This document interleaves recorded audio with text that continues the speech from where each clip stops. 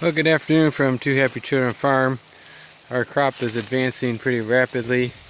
We're reaching dent on this field. We're around 2,200 heat units, and I've been walking around getting some ideas on how the field went, how the plants look, standability, and getting ready for harvesting and stuff like that.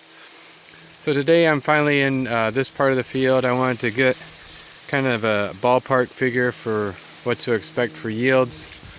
So I've gone to kind of the historically middle part of my field where the yields are not the awesome and they're not the lowest either. So I can get a fair look. And the other thing I've noticed this year is my normally really poor areas of the field are actually looking pretty well. So in past years, I'd get a yield analysis, and then at harvest I'd lose another 20-25% once we hit those poor areas, and could never figure out why, but it looks like this year those areas are going to do really well. So I'm in this plant area. This is was planted at 30,000 population. It's a 115-day variety, Terrell. It ends with a 26. It's a good vigorous variety here. My past issues as a no-tiller has been to get a uniform stand and a good plant count. So also part of my yield issues over the years have been not very good plant counts and uniform emergence.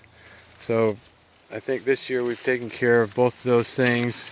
So when I go out and count, I'm getting a plant harvestable ear of 27,000 in this part of the field. And from everything I've seen, it's going to carry for the whole field, so I can start using that number pretty confidently. So we're looking at 27,000 harvestable ears here. I also measure my ear height. We're around 3 feet tall, and the plant height is 8 feet tall. Just to get an idea for future reference. When I do a yield analysis, I go pick the fifth ear, and then I do that 3 times, so I have 3 ears, and that way it's a blind test.